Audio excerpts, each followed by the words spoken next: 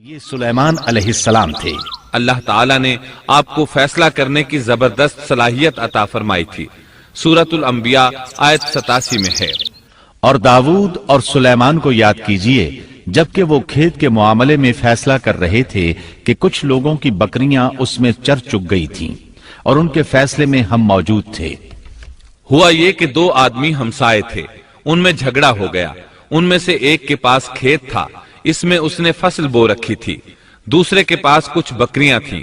بکریوں کا چرواہا رات کے وقت دیوار والے دروازے کو بند کر دیتا تھا تاکہ بکریاں نکل کر فصل کو نقصان نہ پہنچائیں۔ ایک دن وہ دروازہ بند کرنا بھول گیا، بکریاں کھیت میں آ کر چرنے لگیں، فصل خراب ہو گئی۔ دونوں داؤد علیہ السلام کے پاس آئے، اپنا مقدمہ پیش کیا۔ داؤد علیہ السلام قاضی بھی تھے۔ اس وقت سلیمان علیہ السلام کہیں گئے ہوئے تھے۔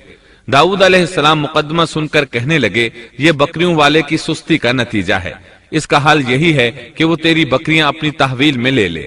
دونوں فریق باہر نکلے تو سلیمان علیہ السلام سے ملاقات ہوئی۔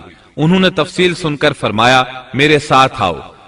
وہ انہیں داؤد علیہ السلام کے پاس لے آئے اور بولے، اس مقدمے کا اس سے بہتر فیصلہ یہ ہے کہ یہ بکریاں زمین والے کو دے دیں اور زمین بکریوں والے کو۔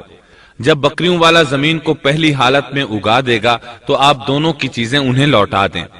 اس دوران کھیتی کا مالک بکریوں کے دودھ سے فائدہ حاصل کرتا رہے گا۔ یہ فیصلہ زیادہ بہتر ہے۔ اس سے بکریوں والا اپنی بکریوں سے بالکل محروم نہ ہوا اور کھیتی والے کا نقصان پورا ہو گیا۔ یہ فیصلہ آپ کو اللہ تعالیٰ نے سمجھایا تھا۔ اللہ تعالیٰ سورۃ الانبیاء آیت 89 میں فرماتے ہیں، ہم نے اس کا صحیح فیصلہ سلیمان کو سمجھا دیا، ہاں ہر ایک کو ہم نے علم و حکمت سے نوازا تھا۔ بخاری اور مسلم میں ایک حدیث ہے، اس میں اسی قسم کا ایک واقعہ بیان ہوا ہے کہ دو عورتیں اپنا مقدمہ داؤد علیہ السلام کے پاس لائیں۔ دونوں کو اللہ نے ایک ایک بچہ دے رکھا تھا۔ ایک بھیڑیے نے حملہ کر کے بڑی عمر والی کا بچہ چیر پھاڑ ڈالا۔ عورت چالاک تھی، اس نے چھوٹی عمر والی کا بچہ چھین لیا کہ یہ میرا بچہ ہے۔ داؤد علیہ السلام نے دیکھا بچہ بڑی عورت کے پاس ہے تو اس کے حق میں فیصلہ دے دیا۔ سلیمان علیہ السلام نے داؤد علیہ السلام سے اجازت چاہتے ہوئے کہا، کیا میں اس مقدمے کا فیصلہ کر سکتا ہوں؟ انہوں نے اجازت دے دی۔ سلیمان علیہ السلام نے عورت سے کہا، بچہ مجھے دے دو۔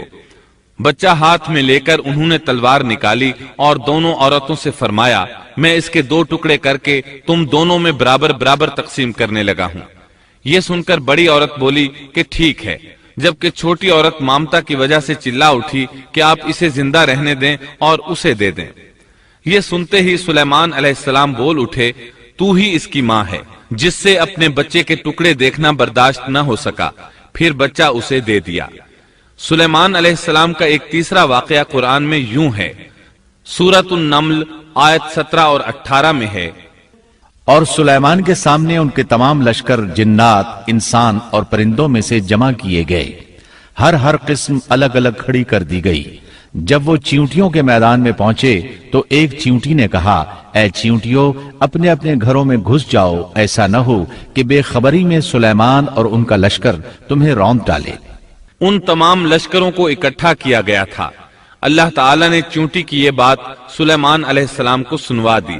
سورہ نمل آیت 19 میں ہے، اس کی اس بات پر سلیمان مسکرا کر ہنس پڑے اور دعا کرنے لگے کہ اے پروردگار، تو مجھے توفیق دے کہ میں تیری ان نعمتوں کا شکر بجا لاؤں جو تو نے مجھ پر انعام کی ہیں، اور میں ایسے نیک اعمال کرتا رہوں جن سے تو خوش رہے، اور مجھے اپنی رحمت سے نیک بندوں میں شامل فرما۔